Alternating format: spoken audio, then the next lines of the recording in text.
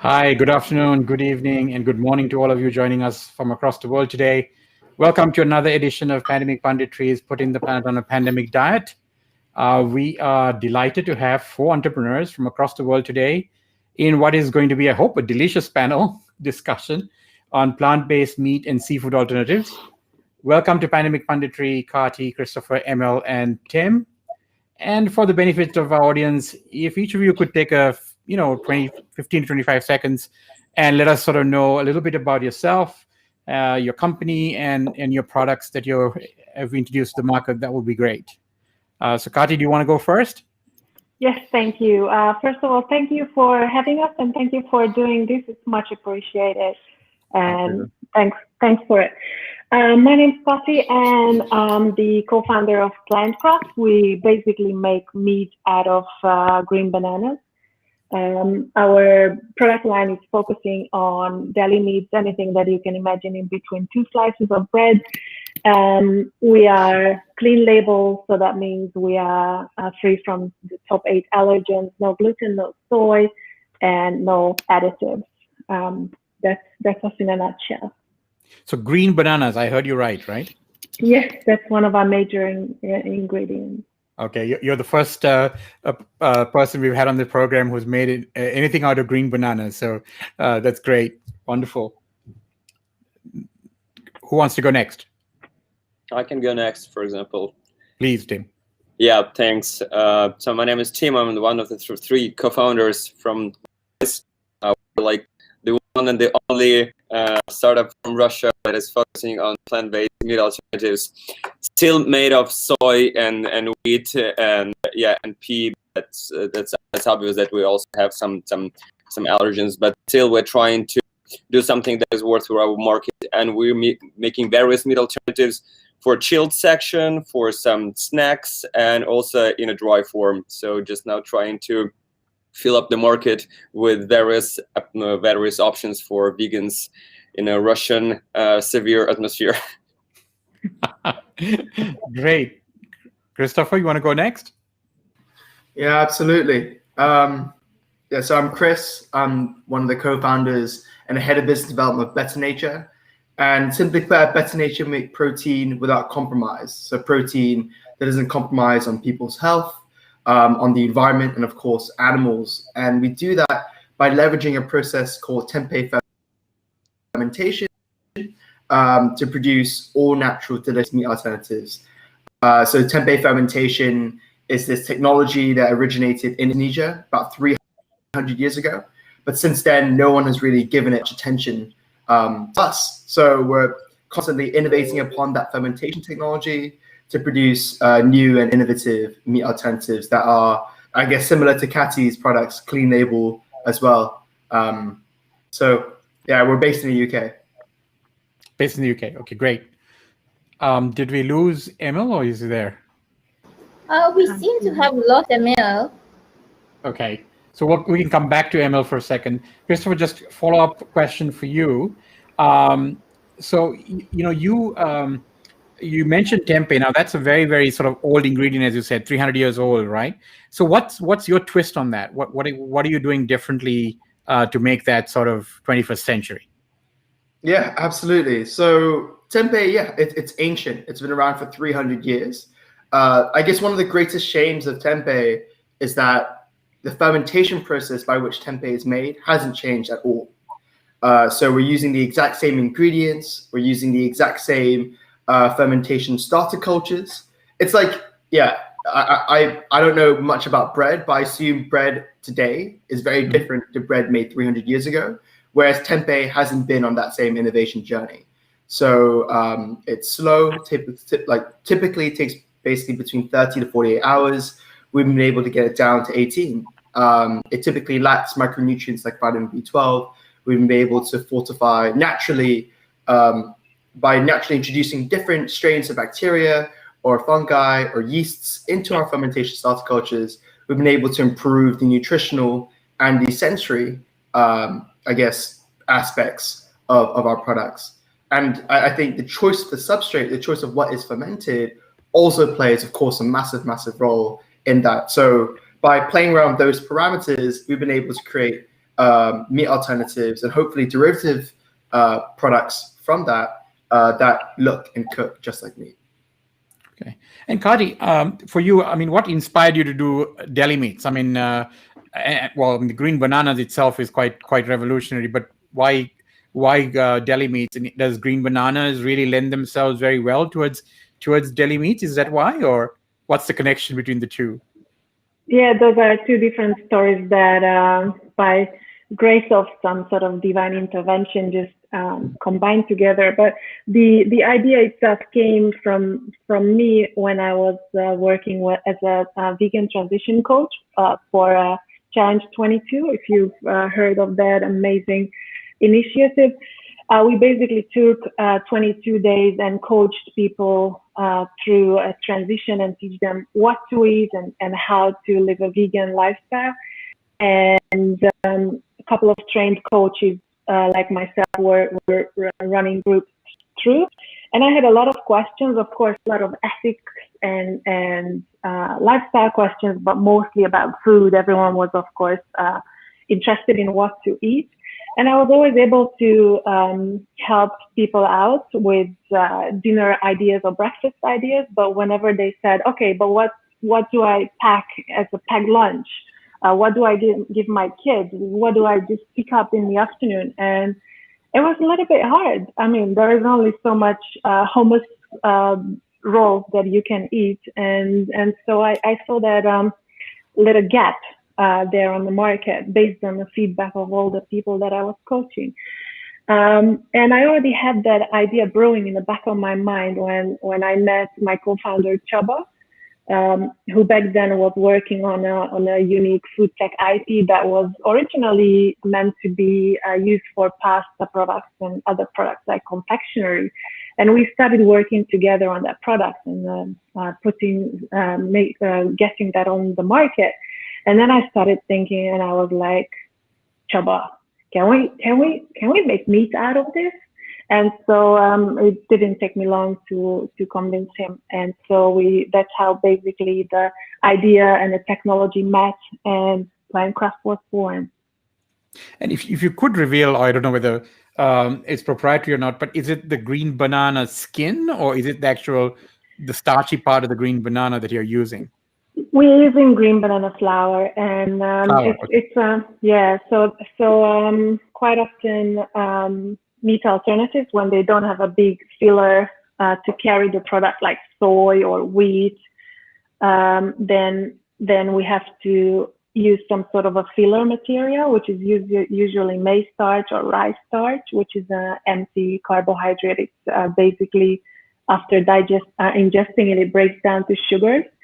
And green banana is a very different type of starch. It's a resistant starch. Go ahead, sorry. In the nearby future, I think we lost it a little bit. So in the near future, we will hear a lot about green bananas. I think it will be one of the new superfoods. I'm not sure if I like that word, but one of the heroes of our diet, because it's a real superfood for the gut. So that's going to be talked about quite a lot. It's a resistant starch. It behaves like fibers, and it's just an overall great nutrient for human health. Wow. I learned something new every day on the show. That's the reason we have it. Kartika, are we trying to get Emil back on the line? Is that what we're working on? Yeah, I'm actually trying to get him back, but he's having some connectivity issues. I emailed him and he's still trying to come inside. Okay. All right. So we'll continue on. We've got plenty of questions for everybody, and when he comes back. So Tim, you mentioned that you're a pioneer in the Russian vegan space. Is that true? Are you one of the first companies or the only company currently in that space in Russia? No, of course there are some companies, and there were some companies that have been focusing on this market for like last decade, but still they were like actually focusing on very narrow niche, just making some really easy to prepare sausages or patties. Just made of vegetables, no meat texture, no flavor, nothing. So just like something that will just make you feel that you eat something like meat like. we're trying to create like the exact alternative.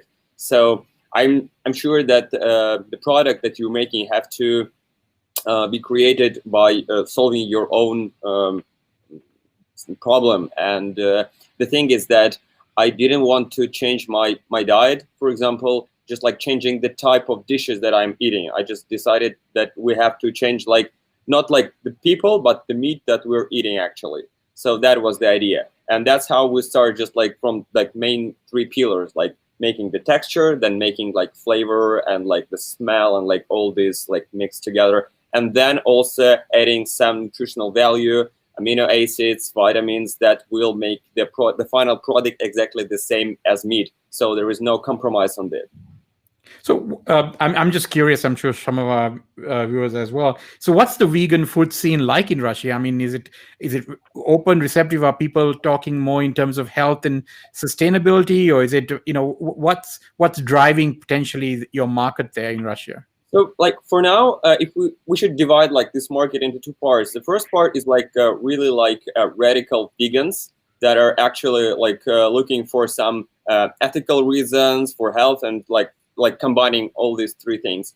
And also the second like group of people is people who just find this like popular or fancy. So like now it's really cool to be vegan, and lots of people are actually attracted to this. Although Russian market is quite conservative, but like we're looking at, for example, milk alternatives, and like 10 years ago you wouldn't be able to find any milk alternatives here on Russian market. Now it's like even at the plant where we're located, like more than 100 kilometers from Moscow, you can find like soy milk or oat milk, at least something, and no one will look at you like with some like crazy eyesight that like what are you asking. So that's fine. And the same stuff is going on with meat. So we see, although people are really conservative, they're really trying to find some options, and they're really curious, and they also seeking for some interesting products, but they do not want to again make this compromise on what they are used to eat. I mean, like in the matter of texture, of smell, and so on. So if you're just presenting them their common dishes, just like without any animal ingredient, and the taste is the same, everything is the same, they have no problem with this. True. Kartika, why don't you ask Emil all the questions that you... Yeah. Each of the companies actually went ahead and introduced themselves. We'd love to hear what Hook does as well. Yeah, thank you. And sorry for losing the connection. That's all right. For a while. But yeah, I'm from one of the co-founder of Hooked, and we are developing plant-based seafood. So basically alternatives to traditional seafood. So you can say like the Beyond Meat or Impossible Foods of the seafood industry. So we are based in Sweden and are just about to launch our first product, which is a plant-based shredded tuna product, and is in the development of a shredded salmon product as well. And what is important for us compared to other plant-based seafood companies, I would say, is focusing a lot about health and nutrition in the products. So that is the short version of Hooked. We heard about Kati's background. I'm also very interested to find out what Emil's background is about.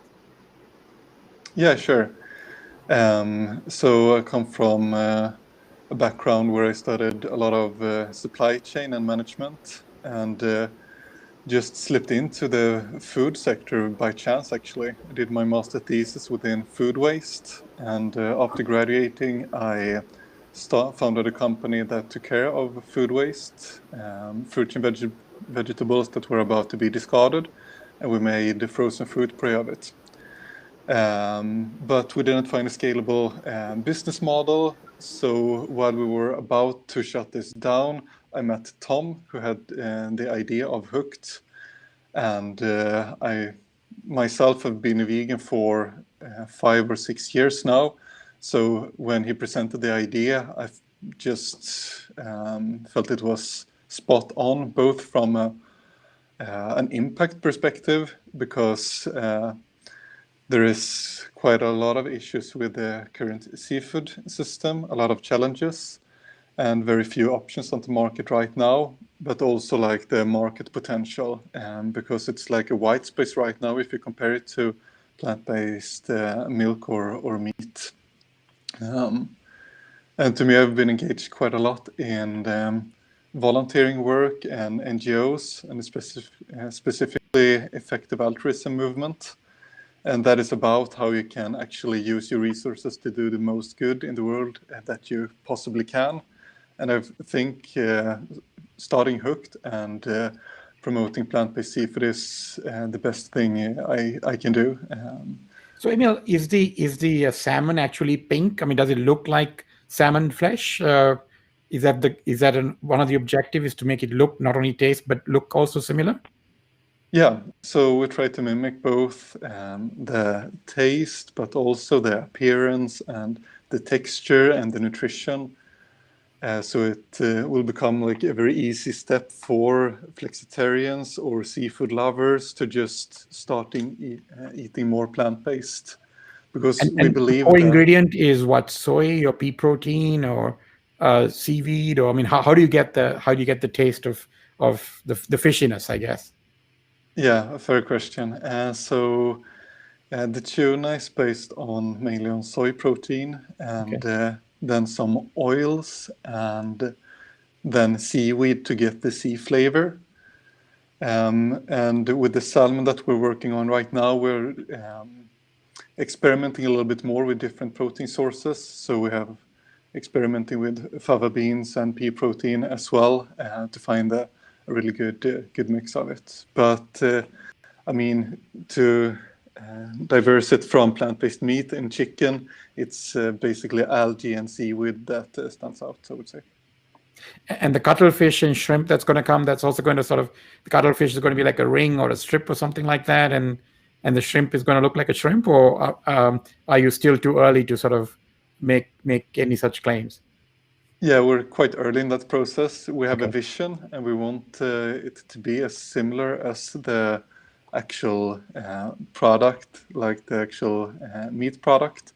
So, but as you all know, to make like fillets or like products like a full shrimp is much harder than doing a shredded version, because like the fiber structure is much harder to get there. But we have a vision to actually mimic like a shrimp in long term as well. Karthika, more questions?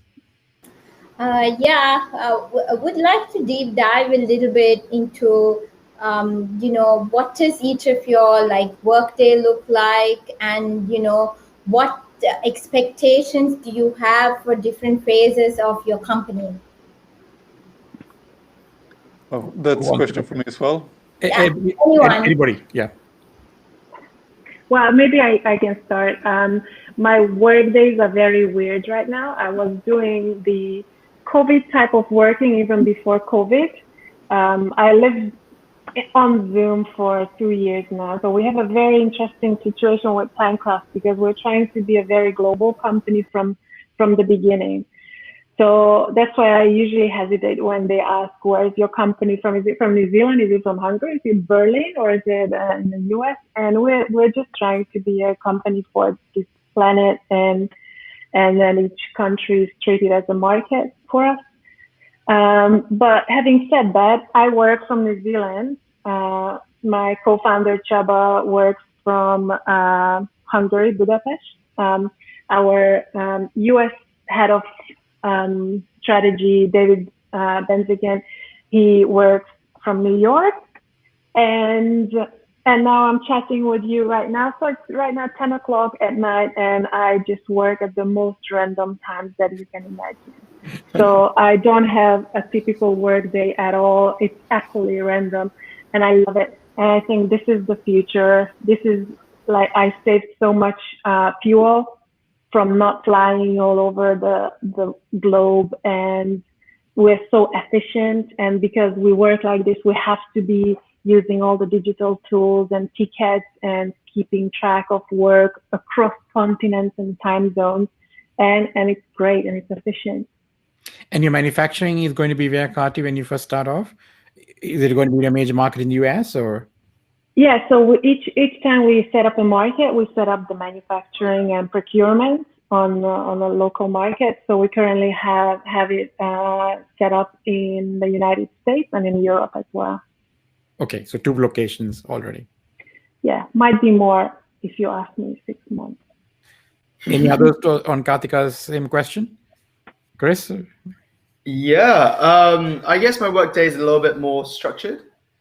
Seeing that we're based in the UK, the team's here in the UK, but I do sympathize or I do empathize with Kati because when we first started, we were completely remote. When we first started, half of our team was based out in Indonesia. We just had myself and one of my other co-founders based here in the UK. But again, I guess over time, as we wanted to really nail the UK to start off with and create a beachhead market, we started to consolidate more and more of our team into the UK. But spent enough time on Zoom to be able to understand both of its great advantages. But I think it also does represent some pitfalls in terms of. But there are obviously tools that can be used to overcome that. My weekly. I guess I don't really have a typical day, but I've got a typical week, if that makes sense. I think every week follows a similar rhythm, and it really depends on what mode I'm in. Right now, it's all about growing sales. So the typical, I think typically buyers aren't very active on their emails on Monday or on Friday. They tend to only really look at their emails on Tuesdays, Wednesdays, and Thursdays, which means that the night before, I schedule out all my emails to go out right now. Basically, so as this call is happening, emails are going out to the relevant buyers to update them about our progress, to get them excited, send them commercials. I just feel I'd rather stay up till say 11 the night before, writing out these emails, making sure they're clean and tidy, than to get up at 5 or half 5 in the morning to make sure and be tired when I'm writing these emails to go out at say this time. So it lands on the top of their inbox as soon as they wake up. As soon as those emails are out of the way, then I focus on strategy, business operations, brainstorming with the team as to if we have any new product launches. And I think throughout the week, it's always peppered with random investor communications. So it really depends on the role. So Chris, is your market primarily the UK right now? Yes, we also do sell in Germany, but the UK is absolutely our target market right now. Tim, and then Emil, same question for you guys. My typical, again, it's better to talk about the typical week. Yeah, Chris was right. So like at least 2 days a week, I'm working at our plant. So I'm visiting the plant, like checking all the technological processes and like checking the quality of the product and making some tests and whatever.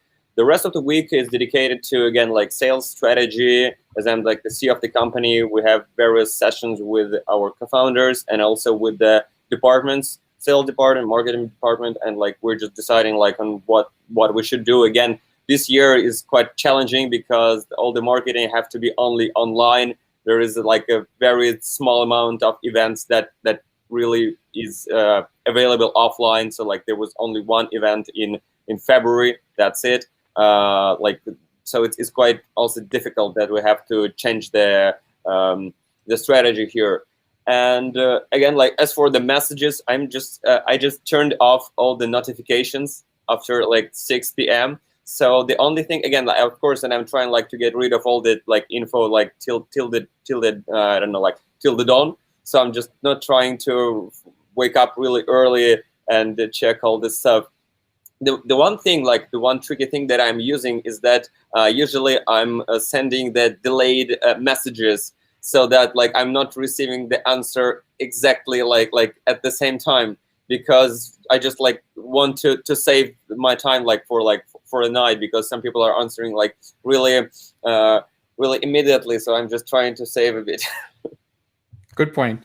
And Emil? And then we have a question from Amit. I think we should ask the team. But I can just emphasize that it's hard to set like a standard day or even a standard week. But what we do right now is to, in the beginning, the first thing we do every Monday is to look through what should be our focus during the next week, because it can differ quite a lot. and set up KPIs or targets for that specific weeks, and then start to do like the most important things in the beginning of the week to be sure to accomplish those things.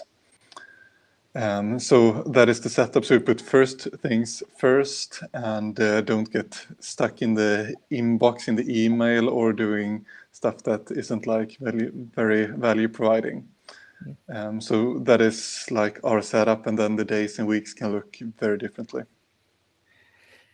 Karthik, you want to ask the question that Amit has asked? Yeah, so Amit has asked the question, being a vegan venture capitalist, a big barrier to success that we encounter is getting the taste, texture, and color right, mainly taste. Have you guys considered or conducted a fair amount of customer tasting? Good question. Yeah, I mean, if I can answer that first, in fact, right now, especially during lockdown with food service kind of out of the question. So the UK is just about to go into a second lockdown on Thursday.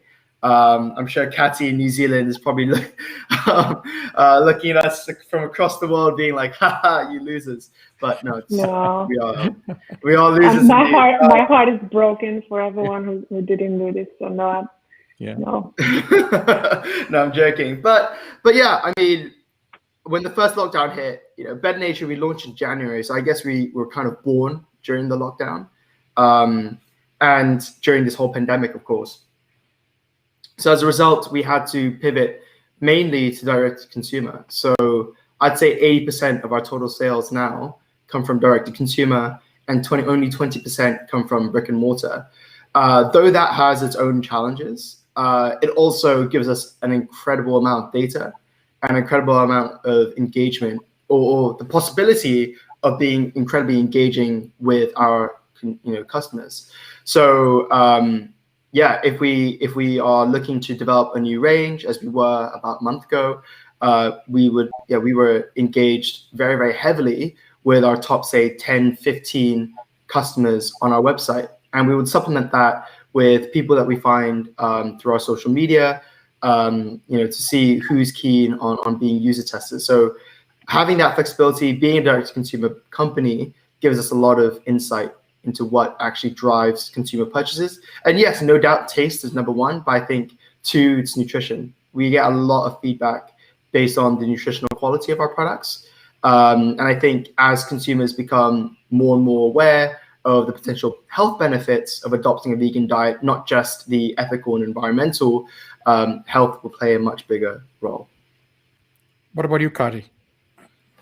In terms of testing? For plant craft, I would say that, and it's saying that the taste, texture, and color are hard to get right. And for us, it's really the texture. So our technology is based on microbial fermentation, and we're using the most unusual ingredients, like, as I mentioned before, green banana, and we also use linseed and some upcycled ingredients like grapeseed and citrus fiber, and all sort of crazy ingredients that, good luck turning that into meat.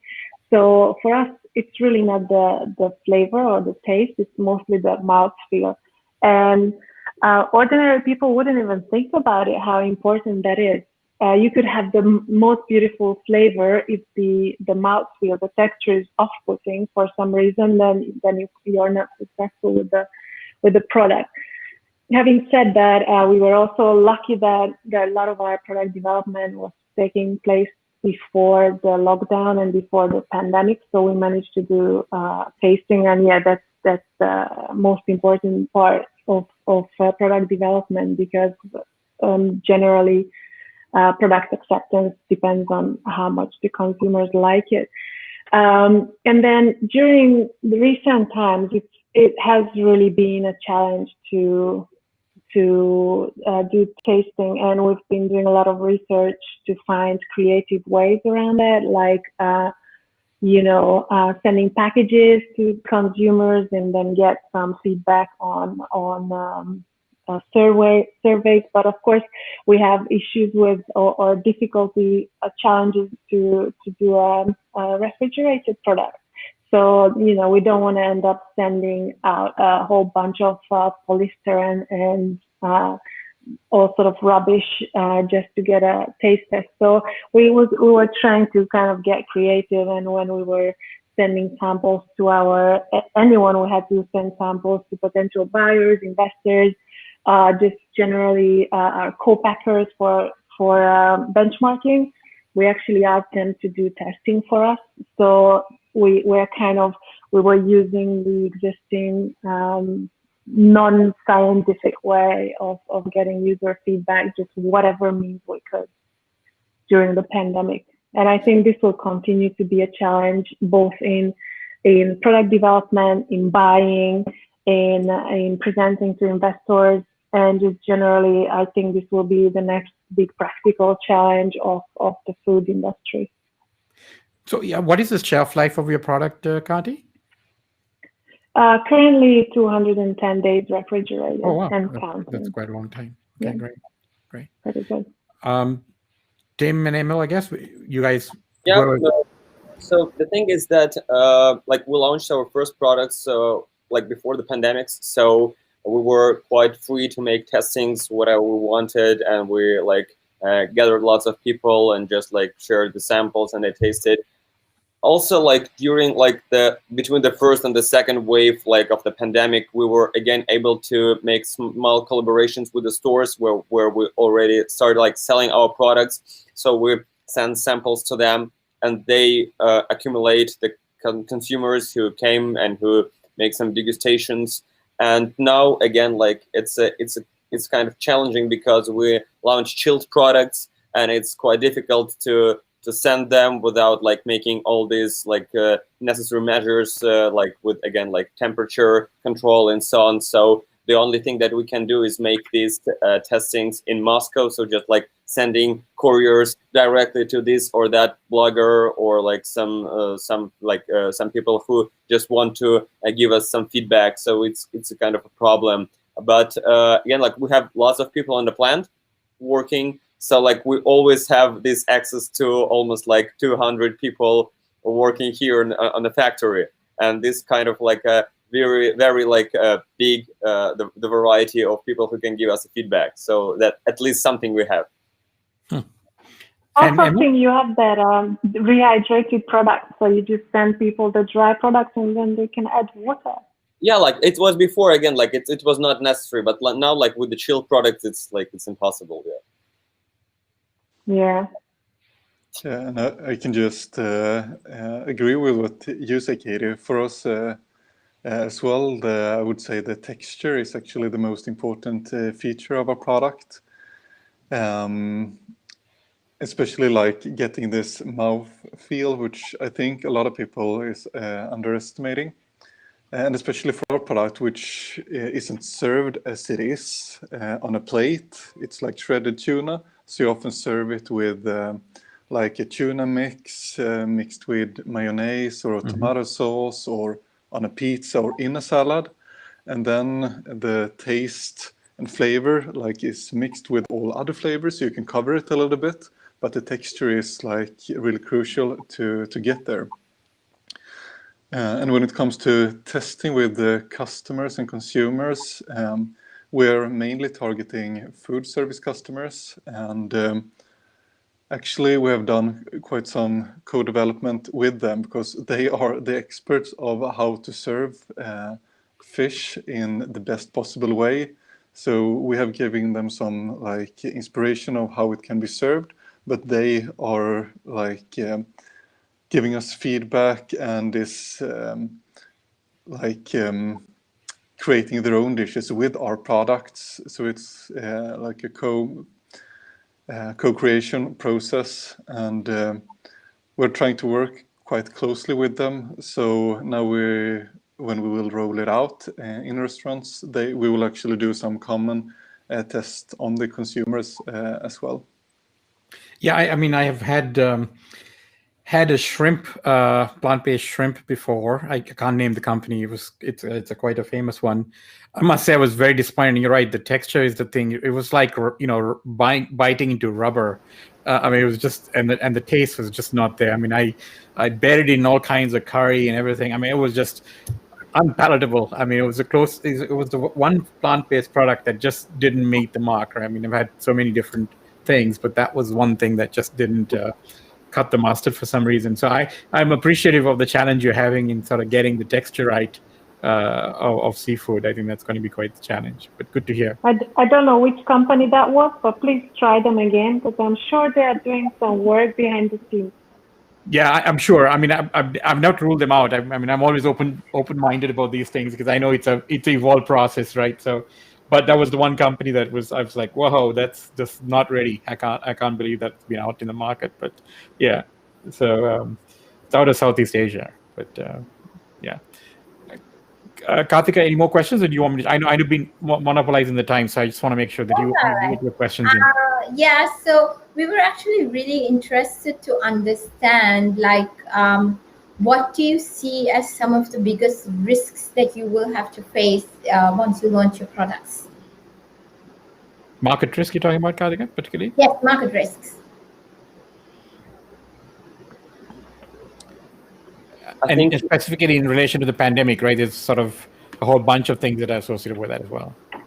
I think like for us, maybe like the main challenge is that being limited, like with all the travels and being limited with the ability to visit the plant, you are again limited with the flexibility to make the amendments in the products. And if, for example, you receive the feedback regarding your product, maybe some consumers were not as impressed with some, I don't know, flavoring. You have to add some, I don't know, like oil or salt or whatever. Like you have to make it like more, more chewy or less chewy. It's again very difficult to make these changes like due to this to these problems. And again, during the pandemics, we have to spend lots of time just like sending the samples from the plant to us to make these tests, then send them again, and like you're losing like plenty of time doing nothing and not being able to do anything, because like this is the stage when you have to test the product, make changes, again test, and like just like make all these iterations,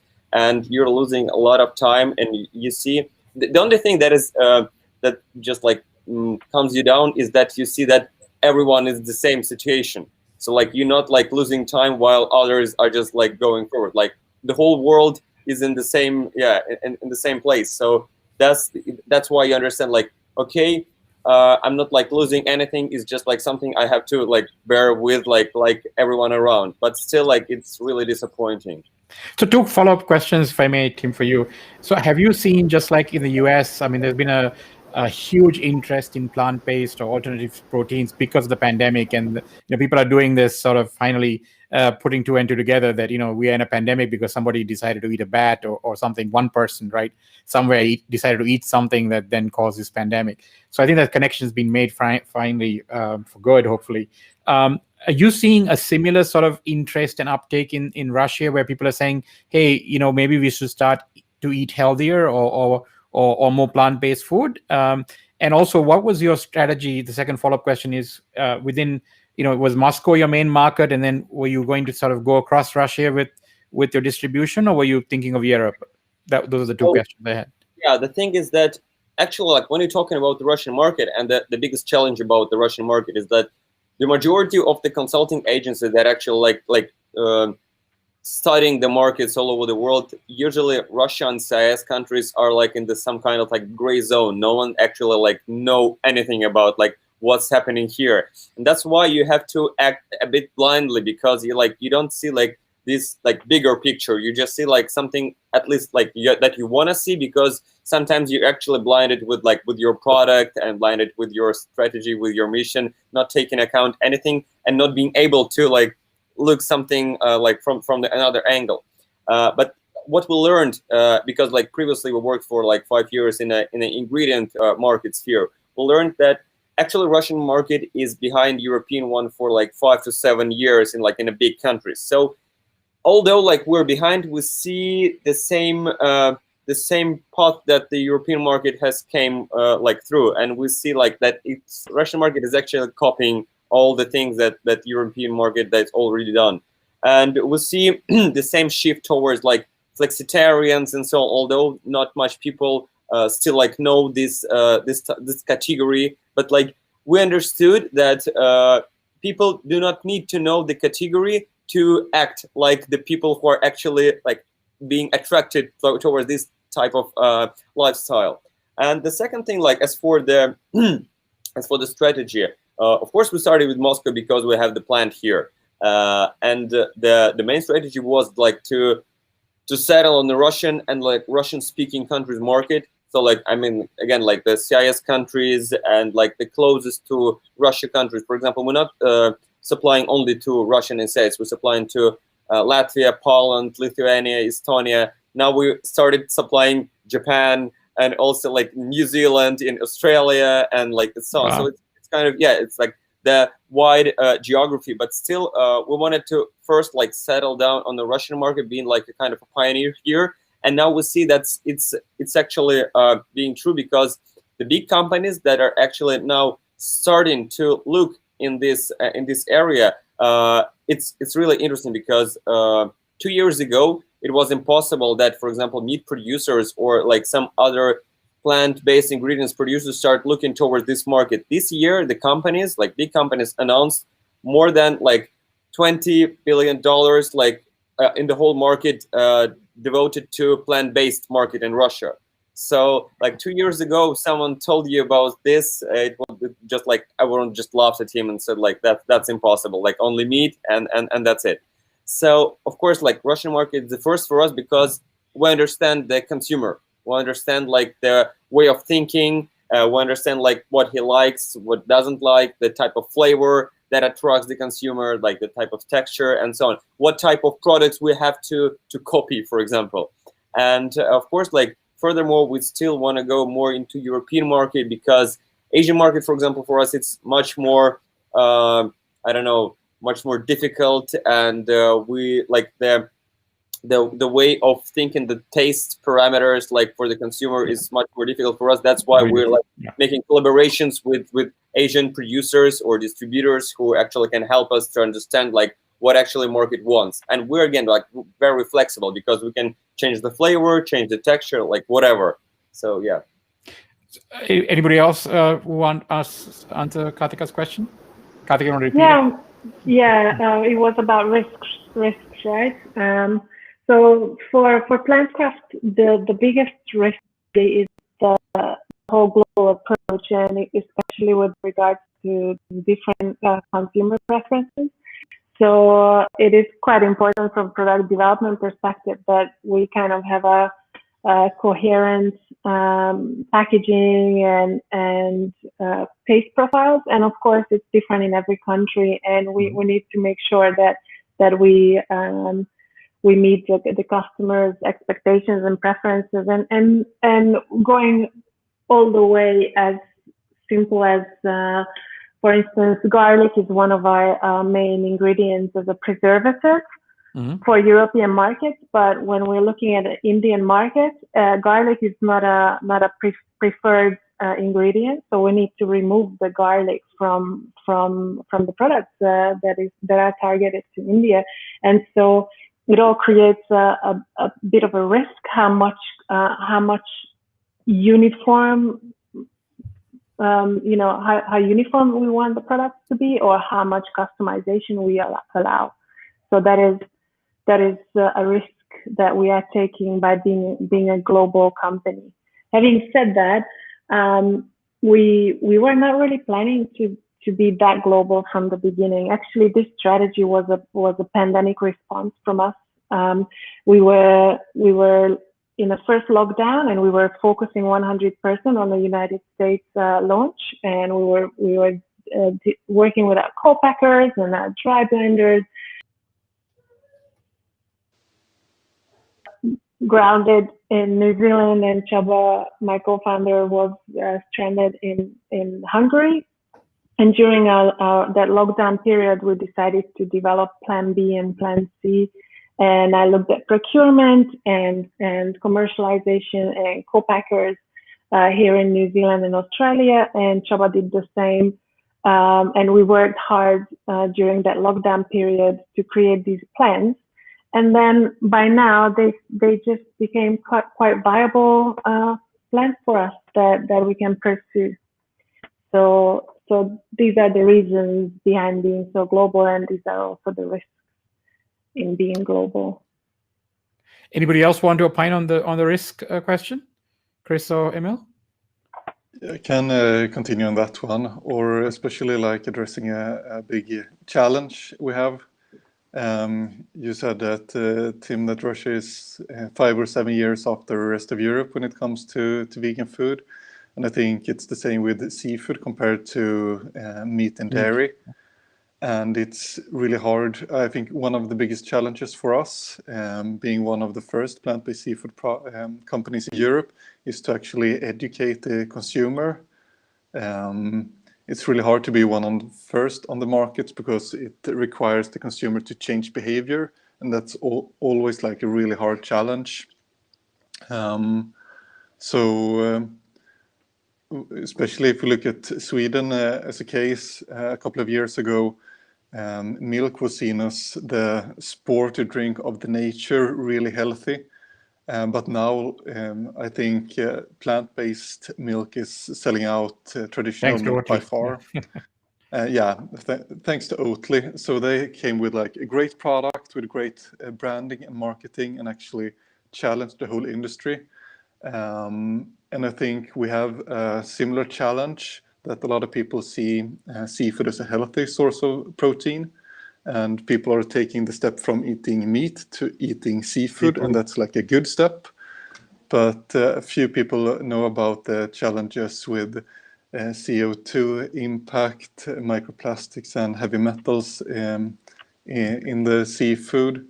So we need to educate the consumers and make them take the steps to actually start eating plant-based seafood. I think that is a hard thing for us, but also we see it's kind of cool with the vegan community over in general. I think it attracts people for different reasons. Some people for health reasons, some for animal welfare reasons, and some for environmental reasons. So we have like different pools of people to work with. So it's really inspiring. It will be a fun journey, but also a big challenge. Chris, have you already outlined some risks for us, or have you sort of mitigated some of these things? I guess I think what Emil said about educating the consumer as well about tempeh is a potential risk. Another risk is to activate sales once in stores, right? During a pandemic, it's very difficult, for example, to organize tastings. So how do you then educate and drive ROS in store? That's a potential risk. But I think there are ways to overcome this. People are spending more time on their phones. People are spending more time on watching content, digesting content through their phones, through their laptops, through digital means. So, and if you were to go down, let's say, the out-of-home route, then out-of-home ads are cheaper than they've ever been. So there's a potential there. There's also an opportunity there that I think brands that are able to pivot and adopt and I guess reform strategies can really seize. So Karthika, in the last 10 minutes, I think you have some questions that let's try to pick a couple and let's do a bit of a rapid round with everybody quickly jumping in. We have a really good question. The alternative protein, dairy, and vegan food sector is getting really fragmented, especially in retail, food service, and D2C platforms. How will you guys drive your customer acquisition? Yeah, I guess if I can jump in. Yeah, I think it's really important. I think it's really important to be focused because how you serve these different channels is very, very different, right? The conversations you're having, the people you're speaking to, the infrastructure required to serve these different channels are very, very different. So it's important to be focused. And yes, I'd say generally speaking, the industry is becoming fragmented, but you're seeing companies that are doing exceptionally well in any one of these platforms, at least to start, and then over time you can then say diversify. So I think a really good example would be Beyond Meat and Impossible Foods. When they first started, they focused purely on food service, and through there they're able to build a brand, and from there they're able to move to retail, and then now obviously because of the pandemic very quickly launched direct to consumer platforms. But at the very beginning, I think it's important to understand what your product or your team is most capable of doing. And I think, and then obviously what the environment is like. And for us, that was really direct to consumer. We just so happened to have the infrastructure in place, and it's something that is doing really, really well for us right now. So it's, I think, where we're going to be putting most of our eggs. But that being said, constantly in discussion with different food service players to make sure that those opportunities aren't lost. But yeah, I think it's important to be focused. Anybody else want to jump in on that one? Yeah, for above the line, our general brand messaging, our strategy is to empower our consumers. There is a lot of mixed messaging going on about just diet in general and about plant-based diet, and I think that there's currently going on a very big kind of negative campaign about plant-based foods and talking about how bad they are and they are not as healthy at all. And I think that's mostly just from sunset industry lobby, like a meat industry lobby. And I really celebrate all the players here, whether they are soy or not soy, or wheat or not wheat, because they are still so much more kinder to this planet and the human health than anything we could do with meat. So I think that it's the most important thing is to empower our own customers and tell them that, hey, just read the facts and just educate yourself, and we're here to help. And if you need to choose, we are here to provide you with the right choice. So that's our general strategy with brand messaging. We really want to see people empower themselves and understand how powerful they are when they are not just being, shoved something down their throat. And in our below the line, or just in our general channel strategy, we are mostly focused. We're not doing direct customers, so we are going to go just in retail and food service. And our general communication and general tools there are focusing on, of course, for brick and mortar, we're focusing on social media. It's been king, and it still is king, especially for those consumer groups that are more open to change and more open to take these decisions in their own hands. So we're focusing on social media. And then, of course, as we can, tasting. That has always been and will always be the easiest way to get to customers. Karthika, you want to close with that one question that we had? Yeah, I don't know if anyone else wants to chime in about customer acquisition. Yeah, so the thing is that for now we're trying to solve the most important challenge here, is that make our products as much available as it's possible. And I'm talking not only about like our own product, but like about the products of all categories, like dedicated to vegan products.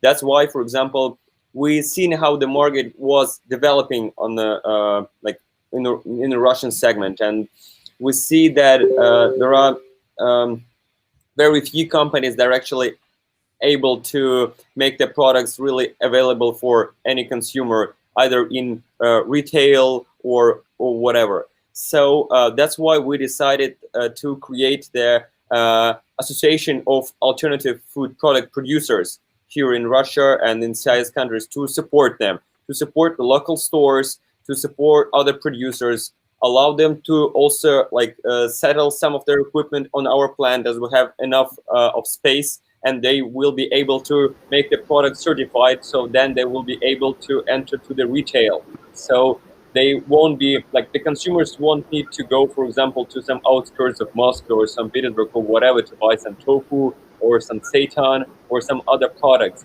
They have to be able to go just downstairs, go to the next shop and buy whatever they want. As soon as we receive this availability of the products, the market will just grow out exponentially. So that's the thing. And of course, like during the pandemics, we all have to go online. We have to use this like online retail, online platforms. But just like we have to adapt to this. And the only thing is just like to use the most convenient routes to get to the consumer. So if it's like now online retail, just marketplaces, then let it be. But just like we have to put as much products there, like, and make them really like noticeable. So just like put as much marks there, so people won't need to just like turn your product back, like look at the whole content and find finally that there is no like animal ingredients. So just like labeling. People have to be like aware of what the product is like instantly, and it saves their time and it's much convenient to them. So as soon as this convenient and available, then we'll be able to like to acquire our consumer. Good point about packaging. Fantastic. So in closing, I mean, we obviously talked about the environmental considerations, the diet changes, and the challenges that each of you are facing. But what impact do each of you really want to have? Like, what is the objective? Do you want to get rich, or do you want to change the world? I want to get rich. Okay, that's a good answer. Both. PlantCraft is focusing on an invisible victim. We are trying to work on pigs. So most of the current plant-based innovation, whether it's a milk replacement or most of the meat alternatives, are focusing on beef. And pigs are actually huge victims, and they are mostly consuming the most processed and most harmful products like processed meat. And those are group 1 carcinogens. And there is a huge number of pigs all over the world that are suffering right now. So that's our focus. That's true. Okay. Yeah, I think. Sorry. Hey, Chris. No, go for it. I was talking too much already. No such thing, but Chris, go ahead. I was so Emil, you mentioned like EA earlier on, effective altruism, and I think, yeah, if I wanted to get rich, I would have stayed in my job at McKinsey, right? Like, and I think on a risk-adjusted basis, I'd probably be much better off in the long run than being an entrepreneur where the risks are so great. And yeah, so getting rich is definitely, there's no point being rich on the planet that cannot sustain itself, because at the end of the day, money is entirely fiction. It's something that society created to keep itself going. So I think the mission for Better Nature is to truly take tempeh or tempeh fermentation into the mainstream. But I think the deeper mission is to create a better food system for all the stakeholders involved, people, the planet, and animals. Cardiovascular disease and other chronic health disorders that are primarily, I guess, driven by the overconsumption of meat, they're the #1 killers on the planet, regardless of geography. So even in developing countries, cardiovascular disease kills more people than anything else. And the overconsumption of meat being the primary driver of the incidences of those diseases. And then obviously the environmental impact is just as devastating, if not more. And the impact on animals and the ethical, I guess, conundrum that we as a human species will have to sort of, argue our way out of, or it's impossible to really argue our way out of, that needs to be overcome too. So yeah, I think fundamentally to create a better food system. Great. Yeah, I can just continue on that note. It's not only what you do, but also why you do it. That is really important. as I said in the beginning, we actually founded the company on the basis that we want to have as much impact as possible. And our mission is to lead a transition to a more healthy seafood ecosystem, both in regards to human health, but also planet health. Right now, we're doing it through serving plant-based seafood, but it could be through doing something else if we believe that's a better way of doing it. And to have this mission like in the backbone, I think it has helped us so much in the most challenging times of the company, that we can just go back, zoom out a little bit, and okay, why are we doing this? Okay, we actually believe this will contribute to a better world. If it would have only been like, okay, I want to get rich, then I think we would have like shut down the company maybe 5 times by now. So it's really important to have this mission in the backbone for us. Yep. Tim, anything to add in closing? Yeah, like the thing is that we're, of course, like we're trying to, like, as it said, like on our website and everywhere, that we're trying to create like the people like favorite dishes without like harming anything and anyone. But the thing is that, like people turn to veganism because of various reasons, either for health, ethical reasons, climate change, environmental problems, like food waste, like the whole food problem. But I think like we're not trying to like say that one of these problems is most important. We're just like trying to give people that option, because if they see the problem, like whatever it is, ethical or some other problem, they do not see the option what they have to do with this, and we're trying to give them that option. So of course we understand that we won't be able to solve like all the problems and to provide like all the options, and some of our products won't be I don't know, not all people will like our products, even though they're seeking for this kind of option. But we're trying to do something to make their life easier, and so they can enjoy these favorite dishes without harming anything. And again, as for like the message for entrepreneurs, we're trying to give them the possibility to do something while we had this possibilities. Like for example, when we started in ProVeg or like somewhere else, like we had this option to stay like for 4 months in Berlin, or just like we had this planned, and we want to share this, because not all like startups, not all people have this have this stuff, and we're trying to share with this because we see this kind of a mission that we're trying to help everyone. And if they have these bright ideas, if they have the same vision of just like trying to change something, then we're just like trying to make it easier for them. So on that note, I think it's a very good point, Tim. All of you are part of the ProVeg International's incubator program, and so thanks for Albrecht for recommending you guys to come on our show. We're going to have Albrecht and Amit Grover actually on next Tuesday, so we will be talking to the people who hold your purse strings initially, at least. So we were looking forward to having their thoughts on the process. And I think the critical thing is, as you said, Tim, is to give people viable alternatives, right? So I think we had the CEO of Melly Bio here a couple of weeks ago, and he made a very interesting point, which is, if we go extinct as a species, the sad thing is that we would have done so simply because of our taste buds, right?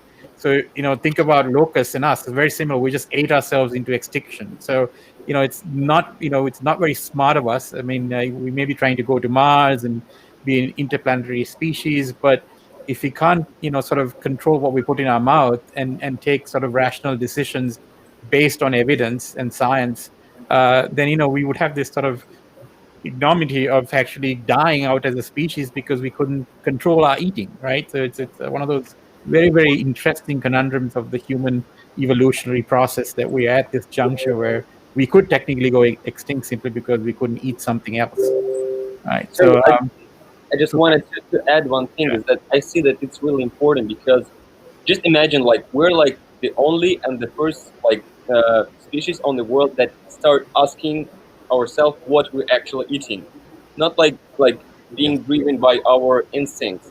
So when we are as clever and as like developed and as sophisticated, and we can answer ourselves what we're eating, isn't this like makes us responsible for thinking like for the conclusions of what we're doing? So that's the main thing. That's why we have to make this connection between like people we are asking the question towards us and like whether we are able to now make some changes. And I see that we're able to make these changes, and like that's now what we have to do.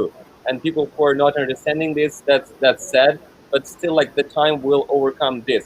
And I see that we're like as the pioneers of this sphere, we're making these changes first, and we're trying now to make all these enthusiastic things to engage other people in working in these spheres, not seeing anyone as a competitor, just like as someone who will also bring something good to this world. And I think that's really important.